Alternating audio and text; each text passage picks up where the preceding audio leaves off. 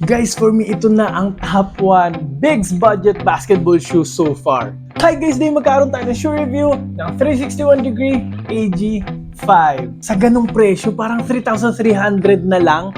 Ganitong tech, signature shoes, main shoes ni Aaron Gordon. Guys, parang nagkaalokohan na tayo ng presyo. Sobrang mura po talaga. It's a steal. Kailangan nyong mapanood yung video na to. Kaya hindi na natin patatagalin. Mag-start na tayo. Let's go! Hey, I ain't never giving up. Said I never give up. Pero bago tayo mag-start, kung first time mo pa lang sa channel na to, mga ganitong content naman yung hilig mo, mga shoe review, mga fitness-related videos, mag-subscribe ka na. I-click mo na rin yung bell icon para lagi ka updated sa mga next videos ko. 361 degree AG5. Marami pong colorway na dumating, no? Parang apat na. Tapos parang meron pang PRM, no? Parang leather version. Meron pang strap.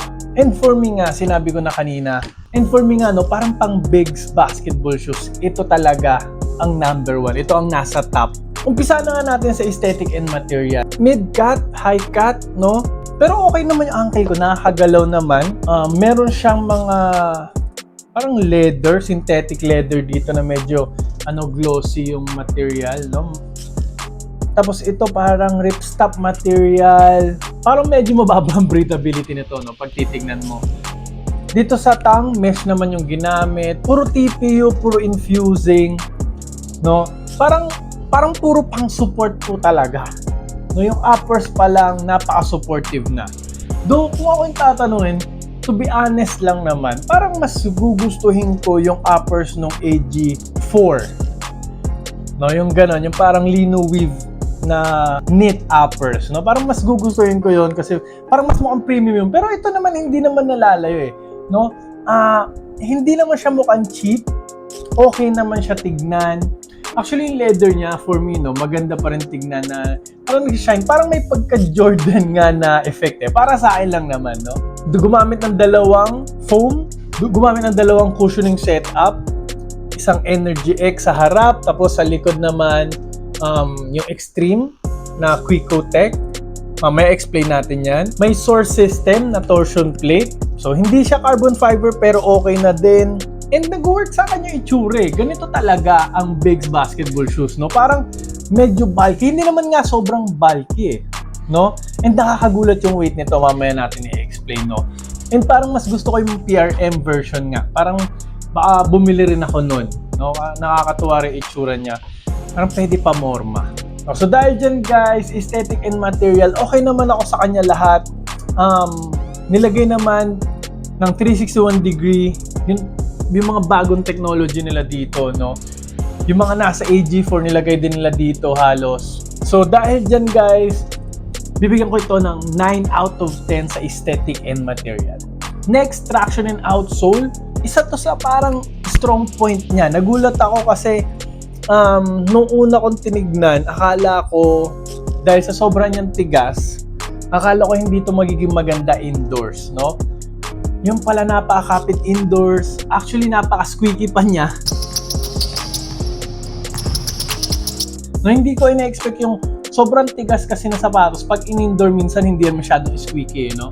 Parang yung traction talaga ng 361 degree talaga nag-improve eh. Parang lumilevel na siya sa mga malulupit eh. Yung pattern nito, as usual, may AG na naman dito. Parang lagi nilang ginagawa yung logo na nilalagay nila sa outsole, no?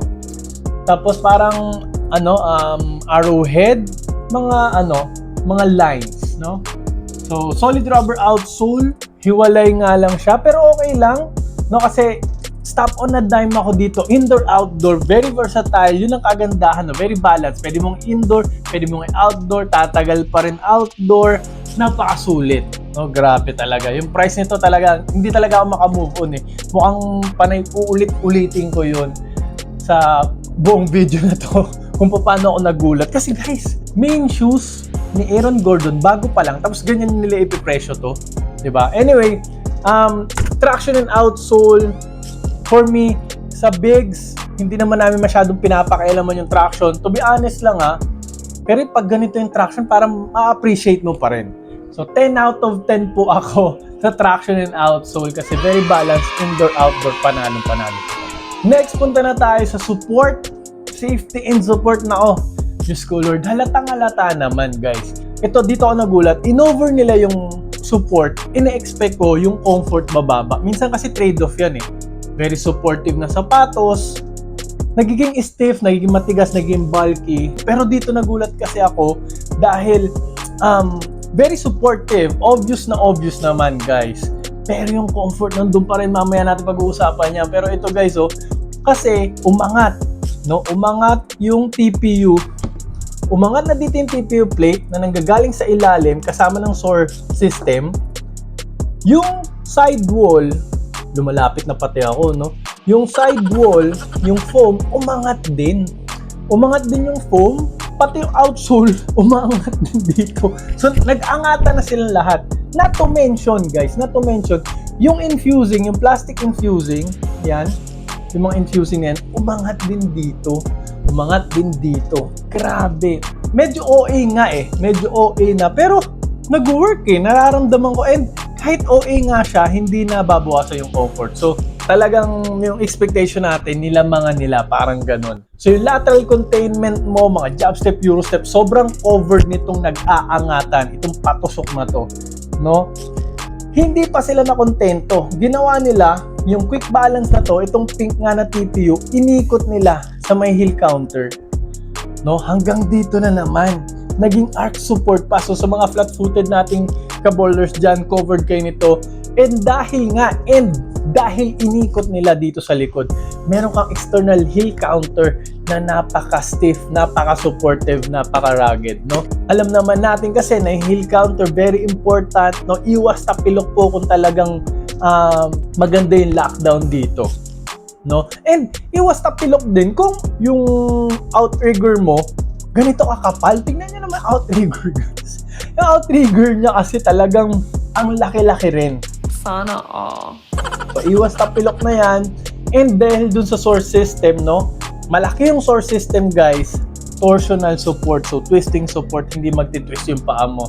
Very supportive po talaga, Yung uppers niya nga, very supportive na dahil dito sa leather, dahil dito sa textile na mesh, parang siya ano bang fabric to? Parang ripstop nga na fabric, very supportive.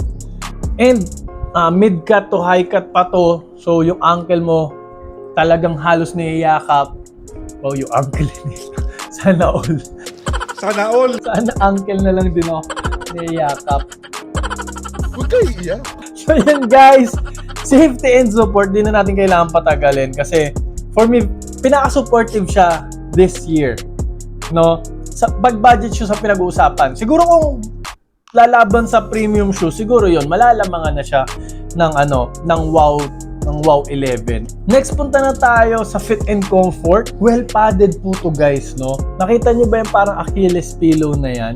Yung Achilles pillow niya pa guys, parang ito yung parang technology na pag pinasok mo yung paa mo, mag-i-slide, pero parang may traction, parang may friction siya na hindi mailalabas basta-basta yung paa mo. So, parang walang heel slippage, Yun yung kagandahan yan.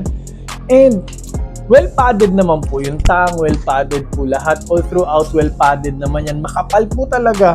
Medyo may katigasan lang dito sa may leather area dito. And guys, ito pa, yung kanyang straddle board, mesh na naman, Parang AG4 din. So, nandun ka na kagad sa foam. Ang foam nito guys, napakaraming compression. So, ang lambot-lambot. Step in comfort. Top notch po talaga yung step in comfort.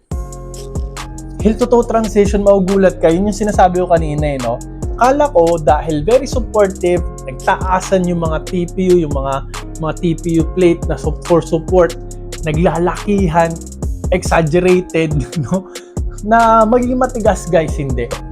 Napakalambot pero may snapback. Mamaya natin pag-uusapan yung snapback na yun, Magaan siya sa ganitong TPU, sa ganitong mga sore plate, may torsion plate. Napakagaan niya guys, for me, Tingnan natin yung weight niya. 440 grams po siya.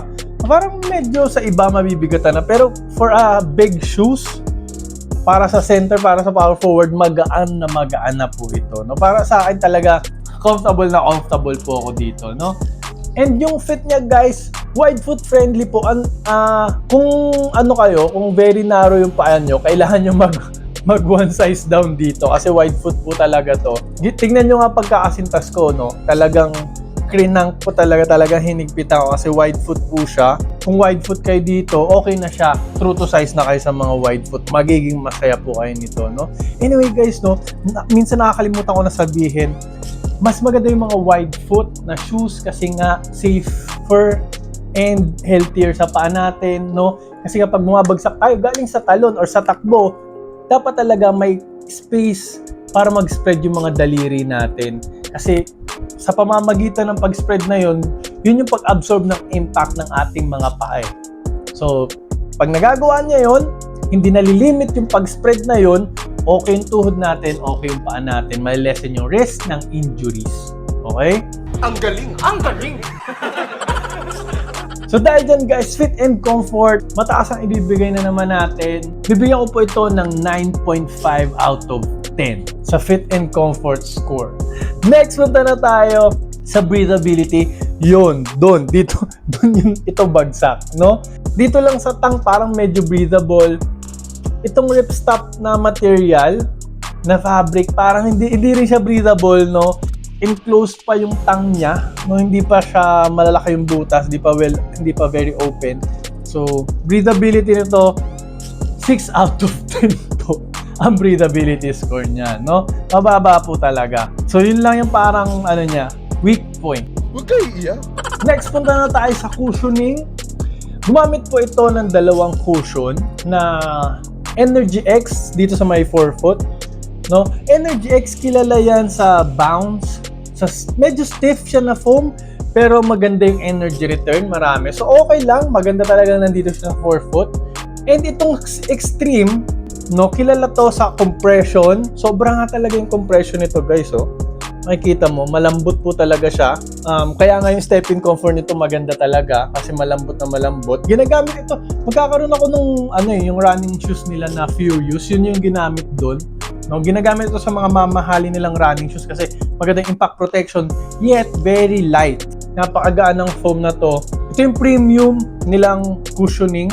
So for me, yung impact protection niya talaga top notch. And dahil nga sa source system guys, no, dahil dito, napakalupit na ng energy return nito talaga, ng snapback niya. No, kahit hindi carbon fiber, dahil magaganda yung foam, dahil perfect yung cushioning setup nito. May snapback pang ganun. Talagang bagay na bagay kay Aaron Gordon actually, no.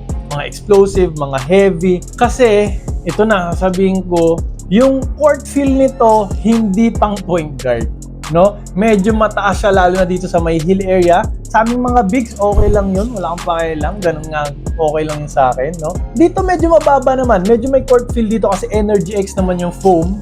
Bihira rin pang bigs na basketball shoes. So, na-appreciate ko talaga to. Kaya, cushioning, kahit hindi carbon fiber, it gets the job done. 10 out of 10 din po ang ibibigay ko sa cushioning setup nito. Lastly, price tag, OMG. Ito yung sinasabi kong parang pangdaraya. Parang predatory price na no? Kasi 3,300. Guys wait. Pag gagamitin nyo yung voucher ko, dun magiging 3,300. Nandiyan po sa baba, may voucher po dyan na ilalagay ako para mapaabot nyo ng 3,300 ngayon, no? Ngayong araw na to hanggang 11/11 yata, no? Or hanggang 13, November 13. Signature shoes ni Aaron Gordon, top of the mga top shoes ng 361 degree, 3,300. Ganitong technology, nilagay nila lahat. Maganda yung itsura, premium yung mga material, best yung cushioning setup, magagamit mo pa outdoor, ang ganda ng traction. Guys, 11 out of 10 for me sa price tag.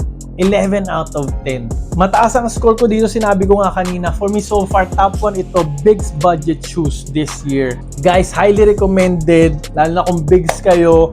Maglalagay po ako ng discount voucher dyan. Gamitin nyo po yung discount voucher na ilalagay ko dyan. And yung mga link po dyan, para rin po matulungan din po yung channel natin na mag-grow, no? Para lagi ko po itong magawa, no? Anyway, guys, parehas pa rin yung price. May ilalagay nyo pa rin mga vouchers, yung discount. May konting commission lang po ako makukuha. And uulitin ko yung price, same lang pa din naman.